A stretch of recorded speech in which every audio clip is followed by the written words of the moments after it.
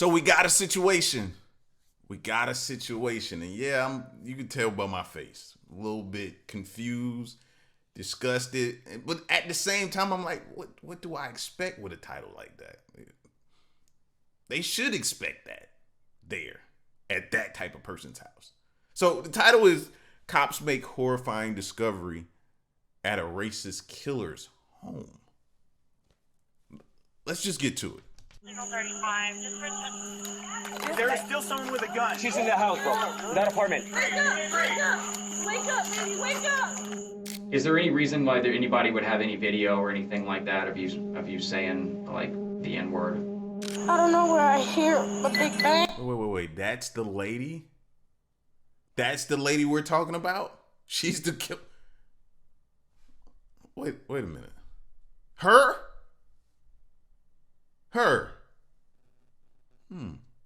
Told y'all, bro. It be the people that you least expected. Now, what she look like to y'all? A secretary, maybe a third grade teacher. Of you saying like the N-word? I don't know where I hear a big bang. So I came outside and I saw my principal on the ground. Where's the gunshot? Right here. I've been planning to do this all this time, bro. It's 8:50 p.m. A group of kids are playing outside on the street, just like any other night.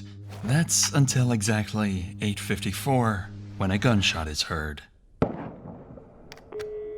Police receive several 911 calls from around the neighborhood and swiftly send out a unit. Someone has just been shot and is in critical condition.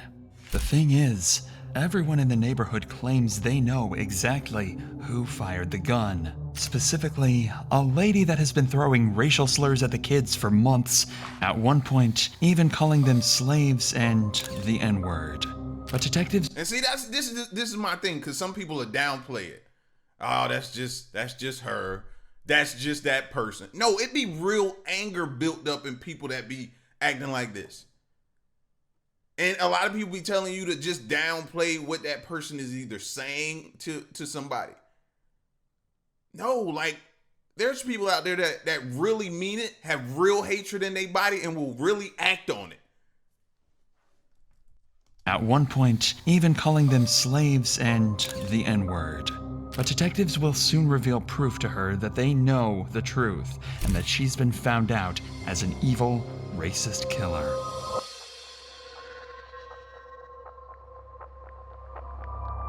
She said there's an old white lady. Do you have your trauma bag? There is still someone with a gun. She's inside. Okay. Where? They don't hurt me.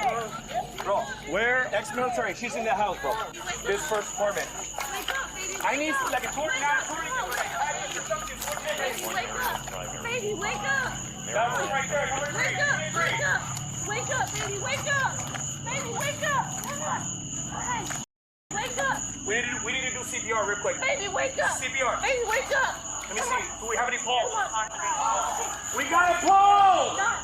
We got pulse! Laying on the ground is a GK AJ Owens, a mother of 4 who lives down the street. She is still alive, but barely. Police scramble to help the woman performing CPR while they wait for the paramedics to arrive.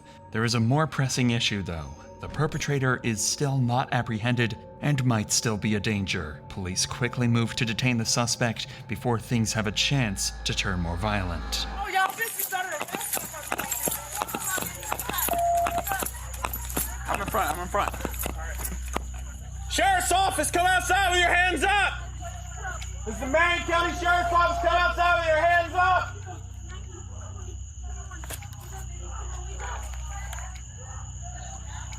Show me your hands. Show me your hands. Turn around. Turn around. Where's your gun at? You got hands? You got hands? You're going to be detained. Is there anybody else in the house? There's somebody else in the house. Can I just get my No, water? no, not right now. All right. You're not under arrest. You're being detained. Okay, I understand. Come over here. Wait, please close the door. I have 2 cats inside. Hold on. Instead of a terrifying seasoned criminal they expect to find, they are greeted by 60-year-old grandma Susan Lawrence. She appears frail and scared, but witnesses at the scene are adamant that she is indeed the killer. Susan clearly isn't equipped to fight off a team of first responders and is apprehended without much incident, leaving the cops with many questions. For now, though, the cops have to turn all their attention to AJ and make sure that she gets out of this alive. She's still with us.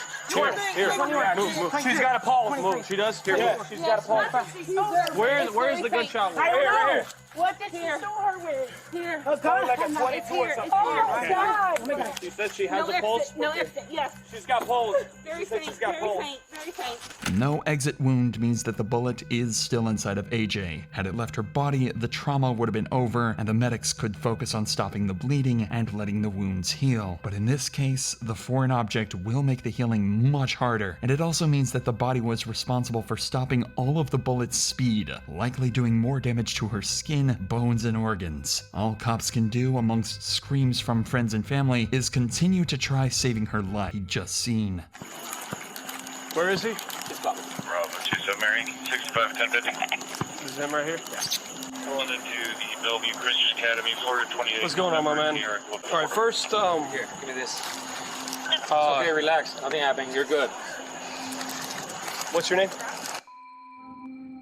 So tell me what you saw here tonight. I didn't see much. We were playing around. I was on my electric scooter. Okay. And then my friend's mom got mad. My friend's mom got mad at the lady. Okay, so that was your friend's mom. She got mad because the other lady had taken an iPad. Yes. Okay, so what happened And after she that? gave it back. The other lady gave it back. Yes, and then she came and banged on her door, her window. Okay. Slide door. That, she banged on that, and then the door. Okay. And then I was on my electric scooter right here, and then I don't know where I hear a big bang. Okay. I was running. Did you actually see anybody with any kind of gun, anything like that, or did you just hear? I was here running. Okay.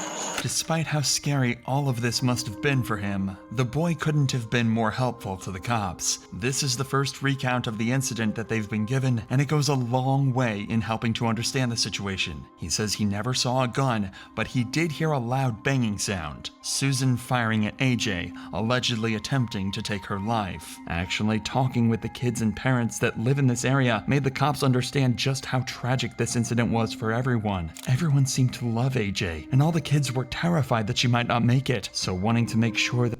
So she took, I'm trying to understand and keep the timeline myself. So she took somebody's laptop. She got upset. The lady that's in handcuffs and in custody right now. She took the laptop. The AJ lady who's down and they're performing CPR got mad, went over there.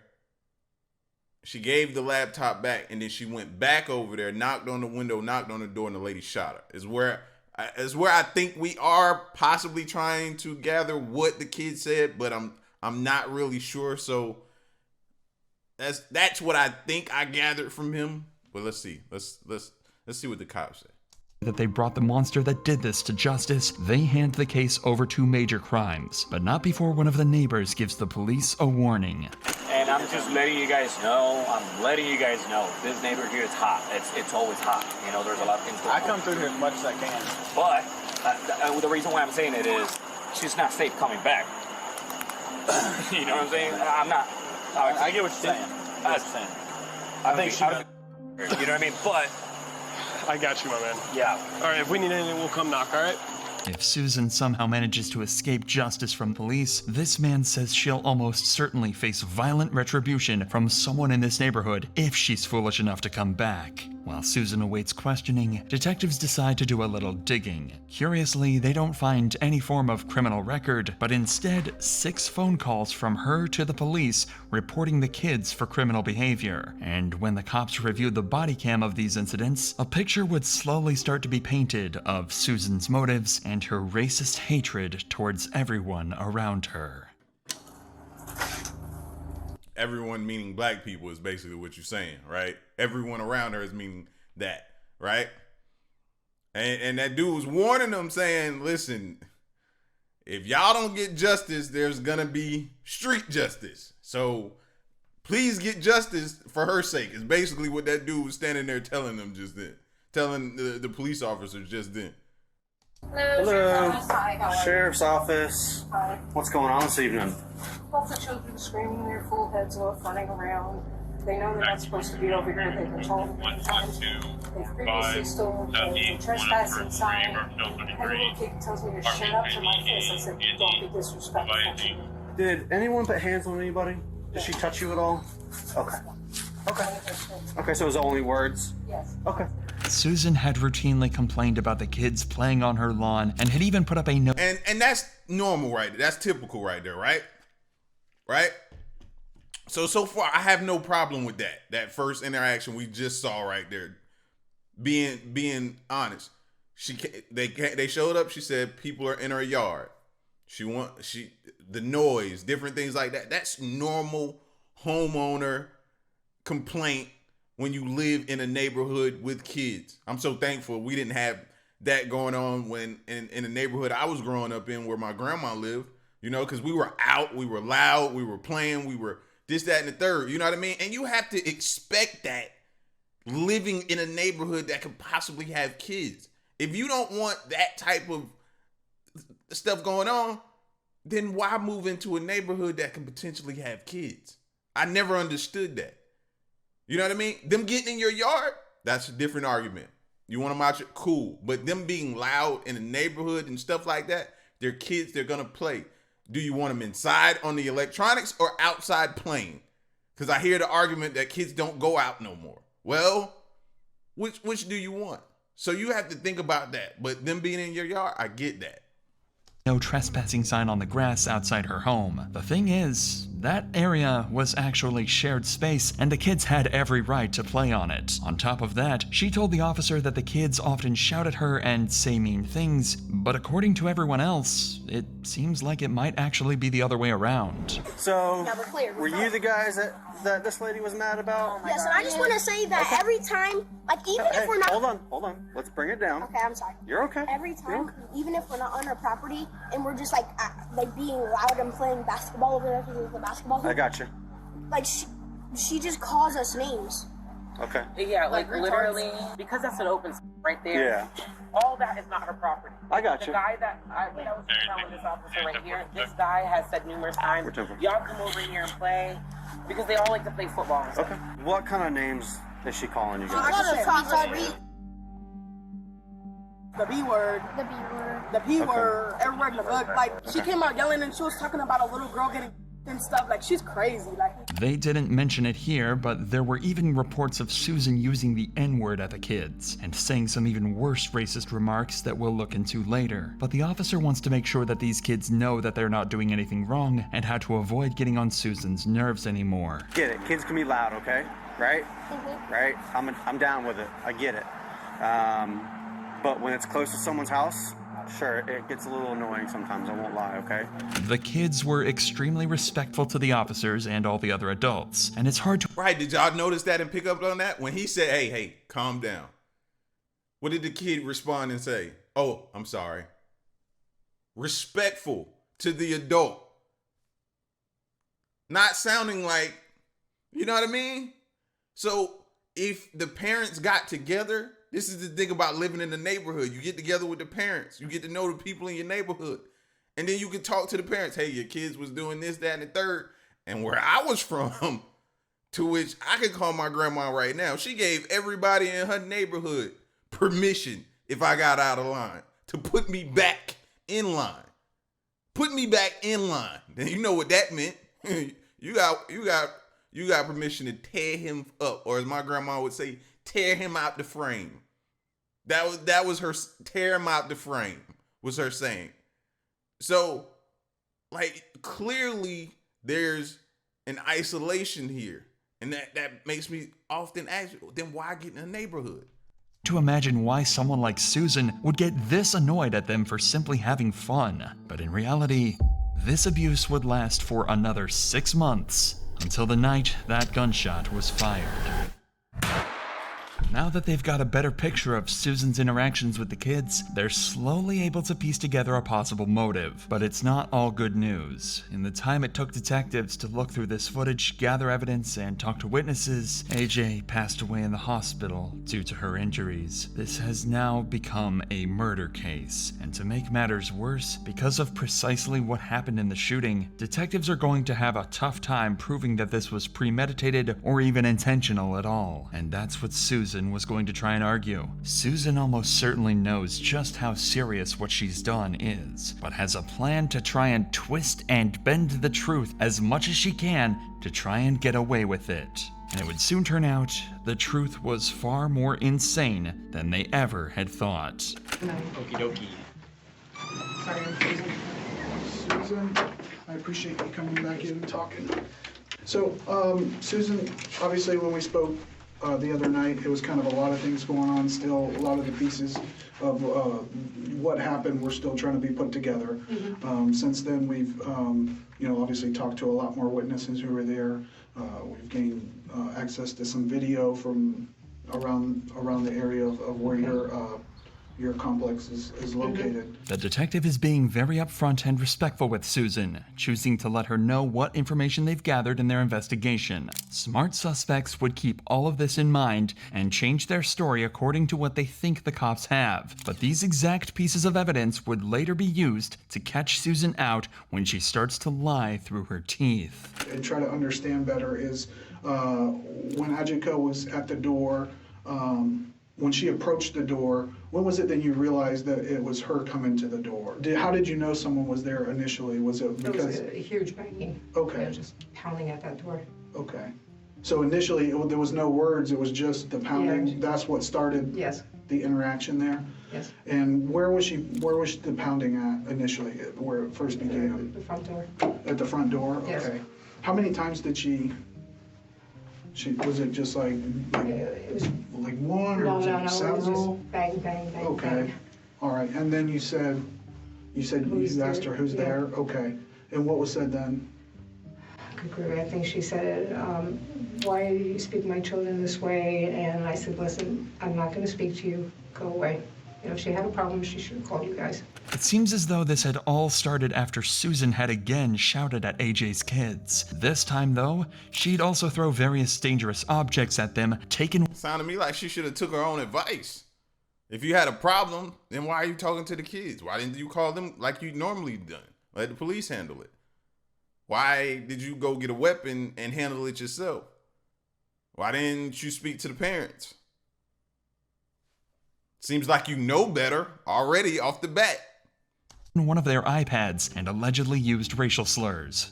Throughout this interview, Susan will do everything she can to play the victim, and as she does so, she'll get tangled up in many lies and confusing statements. If she believes you should avoid confrontation and call the cops instead, why did she yell at the kids, take their possessions, and throw things at them? Already, things don't make sense, but the cops don't want to seem combative yet.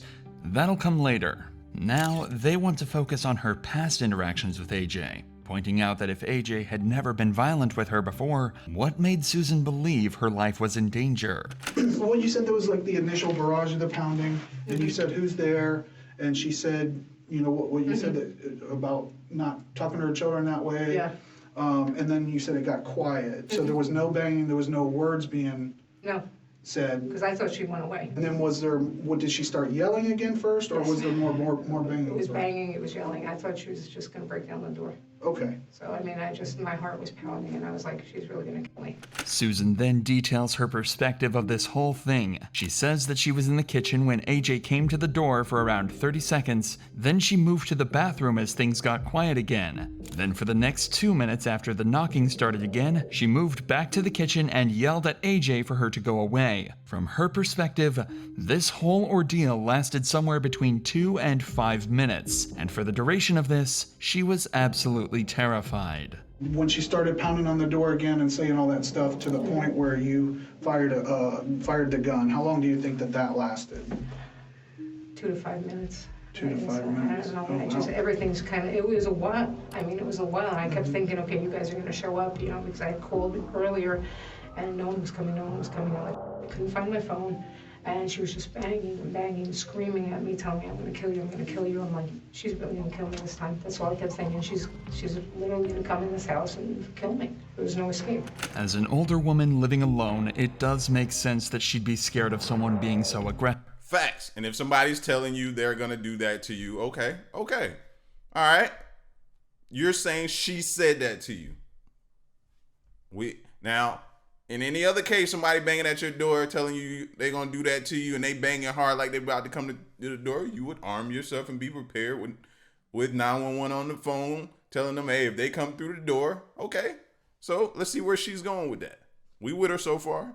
Aggressive towards her. Plus, she was trapped. The only way out of her house was through that front door that AJ was currently blocking. She was certain that AJ was going to break in and kill her, so her only recourse was to grab her gun and shoot blindly through the door. The problem is, there are multiple glaring issues with this story, and the detectives are going to make sure she knows that in just a few minutes. But right now, they have her on their good side, and then want to take advantage of this to learn a little bit more about her relationship and history with AJ and the kids. Let me just understand this a little better, because I'm not really sure. So, the woman that got shot, what is her name? AJ. AJ, right, it's AJ. Yeah. Okay, and how long have you known her? I really didn't know her. I just, you know, she was a neighbor across the street. Okay, so how long has she been a neighbor across the street from you? Help me understand that. A year and a half, 2 years. Okay, year and a half and 2 years. And in that year and a half and 2 years, how many times have you guys been able to talk? We've never talked. It's more like screaming. No, okay, all right. So maybe better would we communicate. How many times have you guys been able to communicate in that year and a half or 2 years? 2 or 3 times. 2 or 3 times. And in those 2 or 3 times over a year and a half and 2 years, what were you guys screaming about? What were you guys communicating about? And I called her kids all kinds of names, and I'm like, no, I didn't. And the more I said no, the more irate she got. Finally, I'm like, you know what, let me just back off, say yes, I'll apologize, and scurry away. What kind of things was she saying that you called her kids? That I called them racial slurs, that I called them, that's never happened. I mean, when she said, I'm like, what are you, stop already, stop lying, you know? And I was like, enough, what? I did call them once because they just kept coming and coming. I said, you can't read the sign? Okay. You know, how many times do we have to tell you you're trespassing? This is a strange thing for AJ to accuse Susan of. I like how she paints herself as so much of the victim. I would never say anything like that. I would never do, you know, that lying. Okay, I did call him once. I did say that. I did call him that once. You know what I mean? And I just love how a person can just put it all on the other person, like you didn't play a part in this at all. None.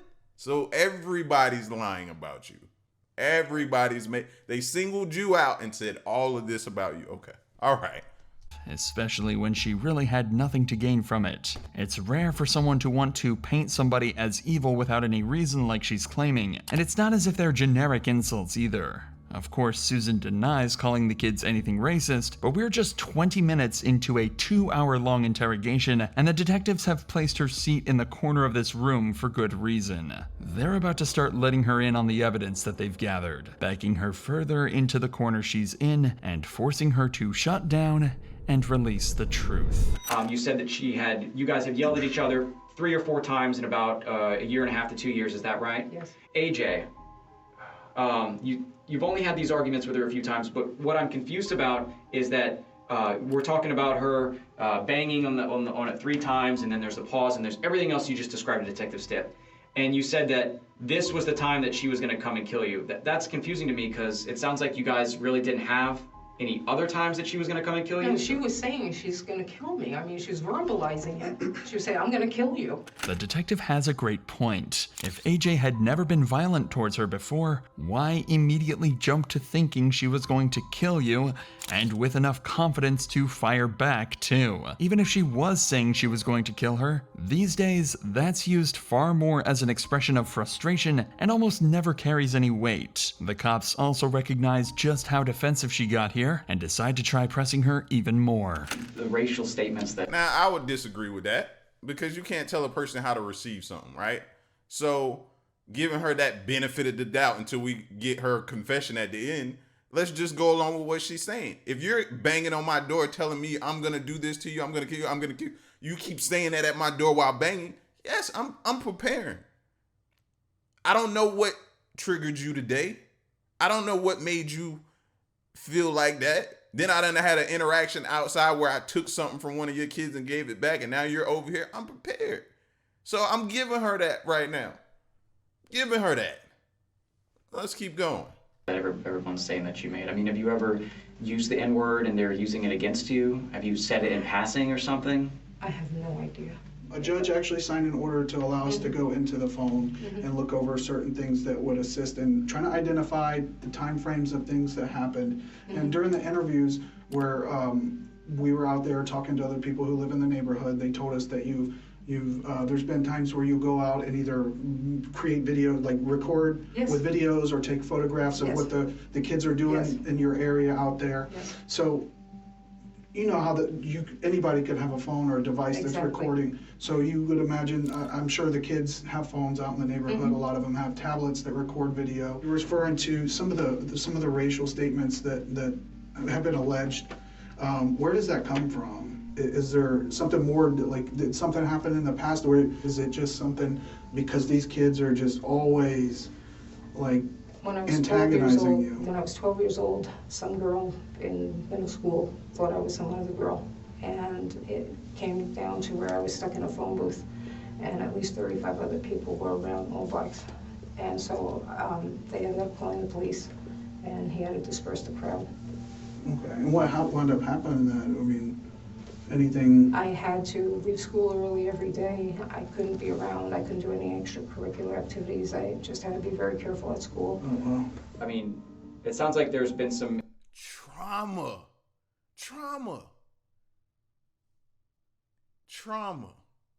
You had a bad incident or whatever happened in school, so now everybody is this way.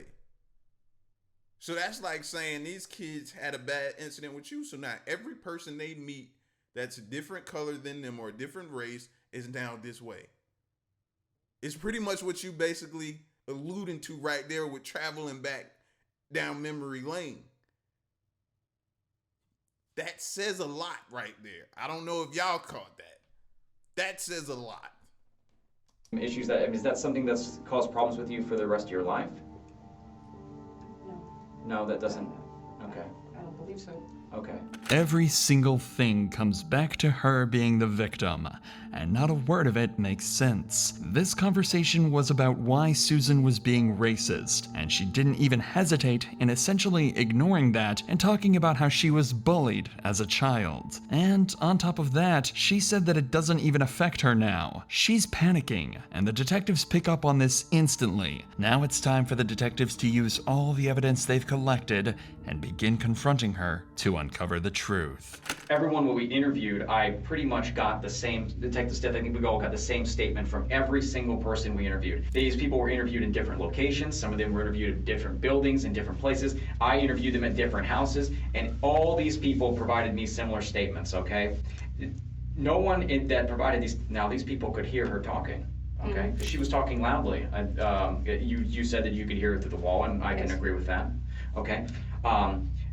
She made a statement, something to the effect of, why'd you take my kid's iPad? Okay, somebody heard her say that. I never touched an iPad. I never saw the iPad. I don't know what this iPad is about. A tablet or something like that? Again, no tablet, no iPad, no electronics at all. It was never there, or at least I never saw it. Okay, you seem unsure of some of the stuff she's saying through the door. Did she say, you're not really sure if she said that? She could have said it during her rants. Okay. No one that we've interviewed so far has made any statements about her saying that she wanted to kill you. You said you were so in fear and you're shaking. Is your memory affected regarding this incident in some way? The cop has been nothing but polite and respectful to Susan, so when he hits her with a healthy dose of passive aggression, it clearly affects her. Of course, the cops are extremely confident with the angle they're taking here. They've spent the last few days talking with neighbor after neighbor and looking through countless hours of surveillance footage, so at this point, it's safe to assume that if they're accusing her of something, they know she's done it. They heard everything that was said by AJ as she was knocking on the door, and not once did she say she was going to kill her or threaten to harm her at all. Wow. Wow. So you had no reason to have the gun in your hand. None. None. We was gonna give you that. But they heard it on video.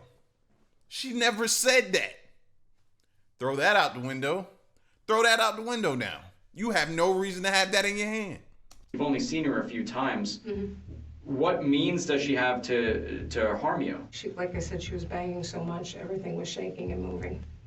Now that house, Which I couldn't believe because it's a cement block house. That was my next question. So it's a cement block house, and the door, the deadbolt was activated, right? The deadbolt was activated, okay. Right? And you just didn't have the chain lock? I was going to say, I remember I didn't have the chain. I'm not quite sure if I had the deadbolt on or not. Okay. I believe the last time we talked, you said you had the deadbolt, but you didn't want to get back close to the door to do the chain, is from what I recall. The deadbolt's activated, the door's closed, it's a block house. I'm just trying to understand what made you so in fear of this woman if you have these things between you. When we had spoken previously on the other time when she screamed at me and I finally acquiesced, I said, whatever you want, I'm so sorry. She followed me a foot behind me up until I went into the house. I'm like, what the? I mean, she gave me the creeps. What happened during that incident where she followed you? What was the conversation? She said, oh, you called my kids, I think something stupid like that. And I'm like, okay, whatever. Yes, I'm sorry. I apologize. And I finally said, I'm gonna leave this alone. I don't need, to get killed in the street. The fact that Susan apologized for saying those things implies guilt, and that's backed up by how comfortable she is saying that word around detectives, almost as though it barely carries any weight. And of course, she victimizes herself, saying she felt threatened. But at this point, she's well past defending herself. There's a big jump. And then y'all notice one thing, right? The dude, after the kid spoke, the dude told the cop, right? Don't bring her back here because something may happen. You know what I mean? Just telling them to keep her safe. Like, keep her in there. She did what she did. She needs justice, basically implying she did. But don't bring her back here. Because this area, she's not once mentioned that the neighborhood is bad. She's never mentioned that the neighborhood is this type of neighborhood or anything to say why she either has the weapon or why she was in fear. Have y'all noticed that? He was upfront to say that about the neighborhood, but she has yet to mention that. I find that kind of strange. Jump here that you're making logically I can't seem to make the jump. I'm having a really hard time getting there. You've known this woman for 1.5 to 2 years. Your only communications were 2 to 3 times. She's never threatened you. She's never displayed a firearm towards you. She starts yelling on your patio area, banging hard on your door, which your door is locked, and then you're scared. Now you're saying that you're scared, which, okay, I can get to that. I can get to that point that you're scared there's someone knocking on your door. No, it wasn't knocking, it was pounding. Pounding. There's someone pounding on your door. Right. There's someone pounding on your door. They're pounding on your door, and I can't get to the point where pounding on the door leads to you being hurt or killed. I can't get that. Because I thought she was going to break the door down. The door, you could see that it was well repaired and re-repaired and all that crap like that, so I never felt that door was secure. What if the police officer had already arrived and she is loud and she's still yelling, and now the officer's standing in front of the door and he does some knocks, but she's still on that door patio yelling, and you're shooting, you can't see, there's no peephole, there's no window, there's nothing, and then you shoot, And what if the door officer was on the other side of the door? At this point, the detectives have expressed clearly that they essentially don't believe Susan, but they haven't. And that would have been the time for her to say, you know, this neighborhood, somebody banging at your door like that, incidences have happened in this neighborhood to where she says none of that type of stuff. None of that. That's so telling to me. Because that would have been the perfect time to be like, bro, this neighborhood, you have to be, and somebody banging like that, this one situation down there, and I couldn't get to my phone, so I let off some warnings into the door, get out of here, or I let off some shots into the door to get them, back them up off of me. Like, you would have had to say none of that. Yet tried to directly disprove her story. At this point, Susan knows that the detectives have more evidence than she first thought, but she doesn't know to exactly what extent this proves her wrong. But that's all about to change in an instant. You have indicated that this was somewhere between like 5 to 10 minutes or something. Am I getting that right, Detective Stiff? Okay. From the cameras that we've looked at in the area here, this incident did not last for 5 to 10 minutes, okay? Mm-hmm. Now, from the people that we spoke to, there's aspects of this that I can agree about. She's talking loud. She's banging on that door. We're gonna agree with that. But the actual number of knocks, you did 3 knocks, and then you said there was a pause. I never said 3. Well, you said bang, bang, bang, and then she stopped, which I counted 3. Now, okay. If there was something different, you can tell me. I was remembering earlier. You said bang, bang, bang, there was 3, then she stopped.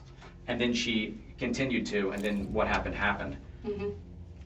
Nothing has led me to believe as an investigator that it was like 5 to 10 minutes, okay? Okay, maybe it just seemed like it was longer. Okay. Probably because, you know, the adrenaline rush and just getting so upset. Sure. Whenever adrenaline comes in, it can make things seem like they stretch out. From some of the other statements we've got, some of the things that we've learned, it sounds more like there was 3 knocks and then there was 3 more and then she was shot. It sounds like this was very quick. It sounds like this was like within a span of less than 20 seconds is what I would say. Is it possible that your time is off on this? It could be. Okay. I mean, because to me it felt like forever. Okay. I'm worried that some of the prior experiences you've had in your life that we've talked about today, they are a traumatic experience against you. When you were a kid, all those people coming and trying to get you, that there's something going on in your head. Are you not sure about some of the things we've talked about today? The truth is, it only took around 15 seconds from the moment AJ... 15 seconds? See, now what does that say to y'all? She knew what she did. She knew what she did. She went out there, said something, snatched something, or took something from a kid, ended up giving it back. Now she knew a parent was coming. A parent was coming. Somebody do something to your kid. You going to see that parent face to face, correct? She knew that. And when she banged, she went and got that and fired that shot. 15. You said 2 to 5 minutes earlier, and then 5+ minutes or whatever after that. But 15 seconds, you knew what you had done. Knocked on the door to the gunshot being fired. Susan took no time to consider anything. She didn't have the time to process the fear, to think about what was going on. She simply heard AJ was there, retrieved her gun, and fired blindly through the door. She didn't consider the ramifications of her actions, and it seems as though she just wanted her gone. But now the question remains, why did she decide to do this? Like in your head, during the panic, during all these thoughts, what did you feel that was going to happen? And she's going to come in there and beat the shit out of me until I was dead. Okay. I mean, that's what I felt. I mean, I don't understand why she came over my house. If there was all these issues and problems, why didn't she just call somebody? You know, to me, that's what you would do if you're normal. You know, that's a normal thing to do. If something happens to me, I call the police. Do you think... She did not just say that. She did not just say that. You can think that logically about that, but you didn't do it. You can honestly sit here and say that I don't know why she didn't call somebody when you didn't do that.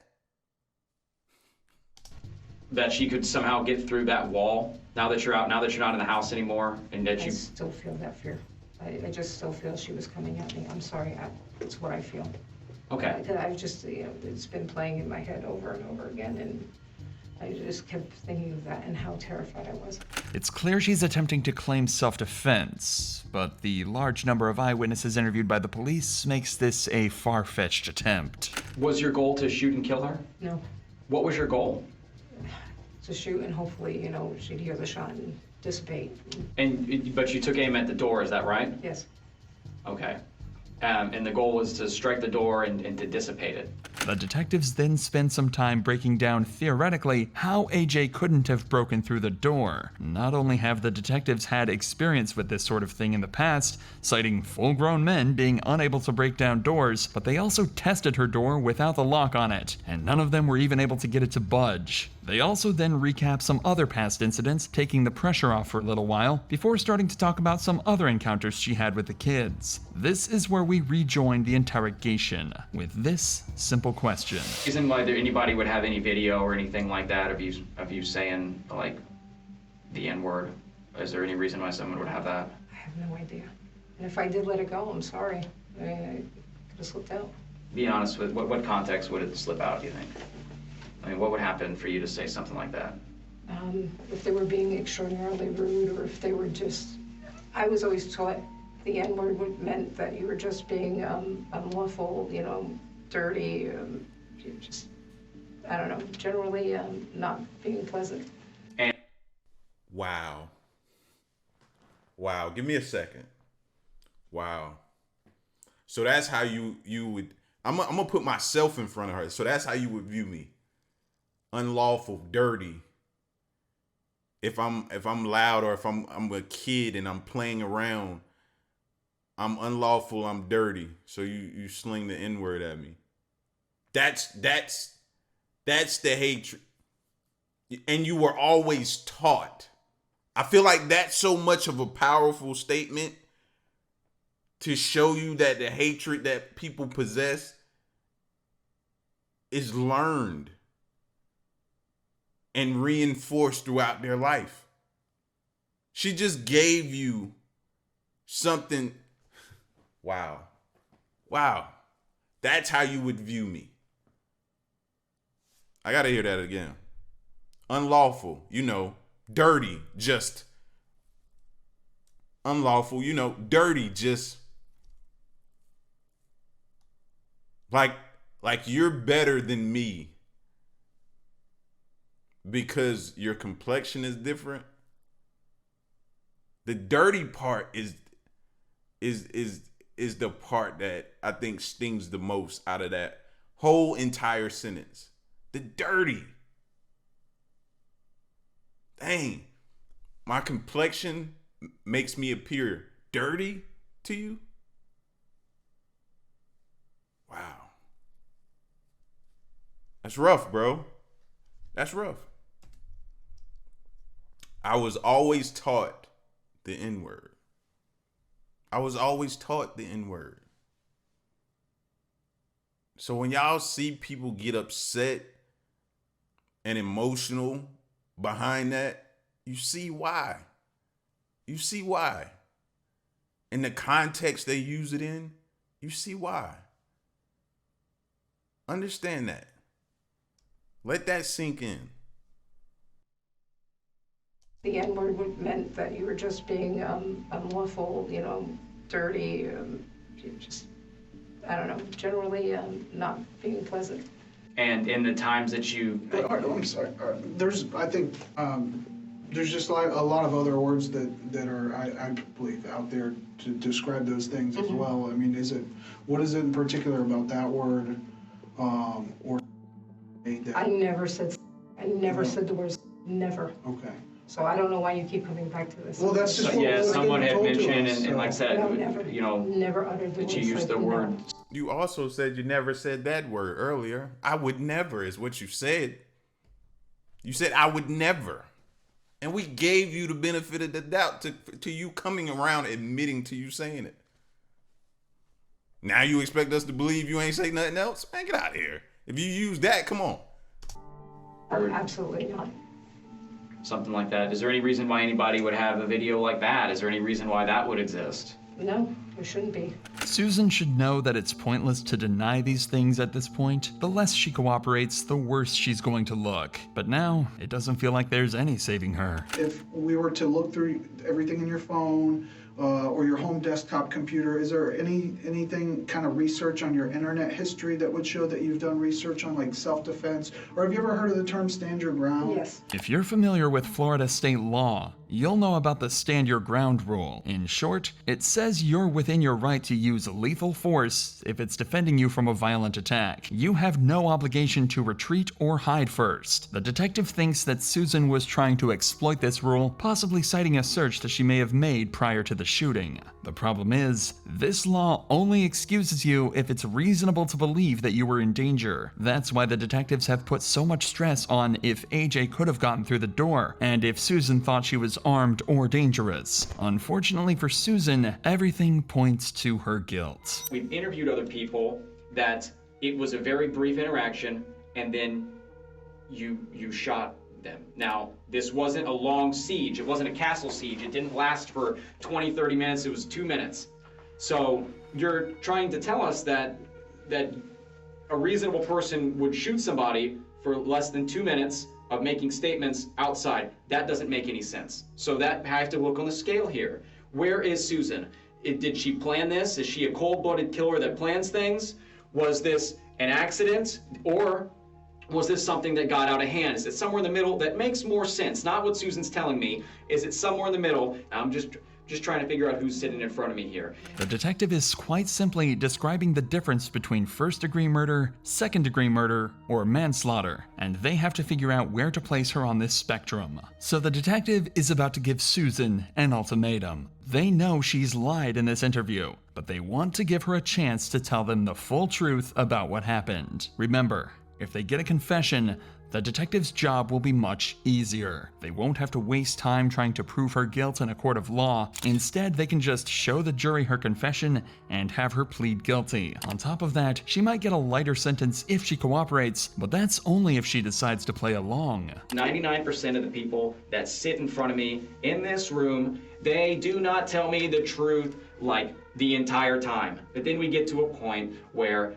I show them that everything they're saying actually doesn't make any sense. And I always tell them, I say, look, we want to go the path of least resistance. We don't want to go down the path of embarrassment or humiliation or I made a mistake. They don't want to do that, but I show them everything. And they say, you know what? And I don't hold it against them. I don't take anything personally. If you had said something before that was not true and you felt like you had to go down that path to protect yourself or whatever it is, but it's not true, this is your opportunity to tell us. And I'm not going to hold it against you. I'm not going to say Susan is a jerk or a liar or anything like that. I'm going to say what Susan's saying now makes a little bit more sense for me and Detective Stiff. And this is that opportunity. I don't know what to say. I was in fear for my life. I mean, honest to God, I just feared that she was going to come through that door. I'm sorry, that's how I felt. Susan is left on her own again as detectives prepare to process her. For someone who likely knows their life is over, she's done a good job at holding things together, but hearing that she's going to be charged with manslaughter must have broken through that tough skin, and when detectives come back 10 minutes later, cooperation is the last thing on her mind. You're under arrest. In fact, we can probably go ahead and put handcuffs on her. Let's get her handcuffed.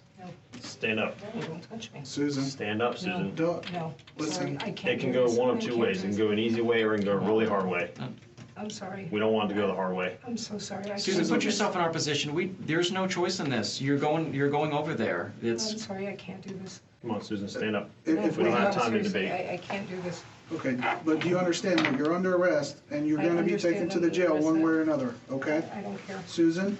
I just can't do this. I'm sorry. What you're saying and doing right now is not reasonable. I know it's not There's reasonable, been but I people. just can't do this. And this is why we're in this position here, Susan, is because the decisions you make are not reasonable. You make, just like what I'm we're sorry. experiencing right now, I'm sorry, I just can't do this. we're gonna go to the jail. There's no changing this. There's no stopping it. I don't care. Thank you, Susan. I didn't do this on purpose. This wasn't a purposeful act. I did not premeditate it. I didn't do anything like that. This is ridiculous. It's interesting she says premeditated, because clearly you looked up and searched the stand your ground right before this happened. So clearly it was premeditated. Or what do I know? Just a dirty guy, I guess. I suppose. We're gonna go out this way. A court eventually settled on a charge of manslaughter for Susan, as they were never able to prove whether or not she had planned the murder out. On the 16th of August, 2024, she was convicted of manslaughter. She is currently awaiting sentencing and faces a total of 30 years behind bars. Listen, tried to, think logically all the way through this. Because before I pin something like that to somebody, I want to be sure. I want to be sure. I want to be positive. And I give that just to come around and you to confess to the lies that you were telling in the beginning. It's going to come out. Just got to give it time. Just got to give it time. That's all. Rest in peace to AJ, man. Prayers and thoughts to her family, to those kids in that neighborhood, and everybody affected by this. This is what hatred does. We gotta get away from this hate. And unfortunately for some, they were taught this their entire life. And that's sad and that's scary. So with that being said, y'all be safe though.